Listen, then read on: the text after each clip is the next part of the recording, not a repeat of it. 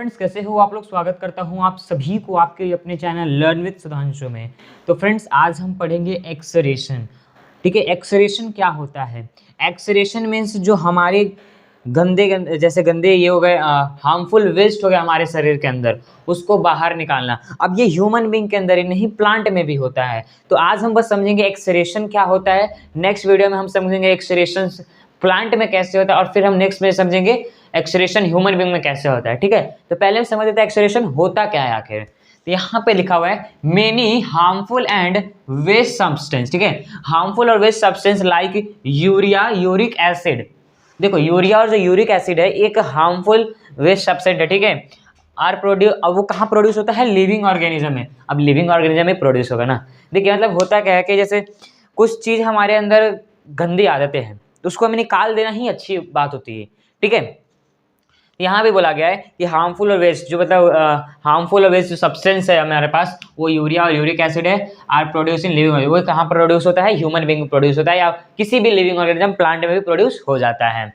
If this substance accumulate in the body और retain in the body for long, it can lead to serious harm और even death. अगर ये जो waste है ना, harmful waste, अगर ये आपके बॉडी में है, अगर निकल गया तो ठीक है, अगर नहीं निकला है, जैसे अगर हम उसी में रह रहा है, बॉडी के अंदर ही रह रहा है, प्लांट के बॉडी के अंदर या एनिमल्स के बॉडी, किसी के बॉडी के अंदर, तो क्या होगा ना, आपको सीरियस हार्म हो सकता है। ठीक है, सीरियस हार्म हो सकता है और इवन डेथ, आपका मौत भी हो सकता है इसके वजह से, हार्मफुल वेस्ट की वजह से। हार्मफुल वेस्ट कुछ भी हो सकता है। ठीक है, आपको पसीना आता है, वो पसीना भी एक हार्मफुल वेस्ट है।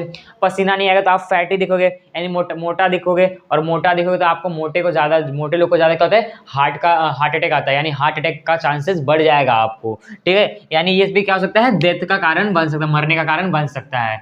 Hence it is necessary to remove such harmful waste substance from the body. इसीलिए हमें जो भी हार्मफुल वेस्ट है ना, हार्मफुल वेस्ट को हमें क्या करना चाहिए? उसे निकाल देना चाहिए, टाइम टू टाइम निकलते रहना चाहिए। ठीक है, फिर उसके बाद different organism have different method of this, यानी बहुत सारे ऑर्गेनिज्म के पास क्या होता है कि अलग अलग मेथड होता है इसको निकालने के लिए, हार्मफुल वेस्ट को निकालने के लिए। ठीक है, रिमूवल ऑफ वेस्ट और harmful substance from the body is called एक्सरेशन। यानी जो हमारे बॉडी के अंदर सब्सटेंस है, जो हमारे बॉडी के अंदर हार्मफुल सब्सटेंस है और वेस्ट मटेरियल है, उसको निकालना ही हम क्या करते हैं? उसको एक्सरेशन कहते हैं। अगर आपसे पूछ दिया जाए व्हाट इज एक्सरेशन, यानी आपको क्या लिखना है? रिमूव ऑफ वेस्ट और harmful substance from the body is called excretion. ठीक है, इन यूनिसेलुलर ऑर्गेनिज्म, अब यूनिसेलुलर मतलब जिसके पास एक सेल हो, waste material are directly eliminated across the cell. अब देखिए, यूनिसेलुलर मतलब जिसके पास एक सेल हो। एक सेल किसके पास रहता है? एमीबा के पास भी एक सेल रहता है। ठीक है, तो अब क्या करता है कि अगर उसके पास अगर उससे हार्मफुल वेस्ट निकालना है तो वो क्या करेगा? अपने बॉडी में से डायरेक्ट ही हार्मफुल जो वेस्ट होता है क्या होता है? निकल जाता है। ठीक है, हार्मफुल वेस्ट निकल जाता है। ठीक है, उसके बाद है the process of एक्सरेशन is multi cellular organism is complex. यानी जब अगर बात करें मल्टी सेलुलर यानी ह्यूमन बींग के बारे में बात करें तो इसमें कॉम्प्लेक्स होता है, मतलब मल्टी सेलुलर में, क्योंकि इसका एक जगह, जैसे एक सेल में तो उसका जगह नहीं रहता, कहीं से भी वो निकल जाएगा।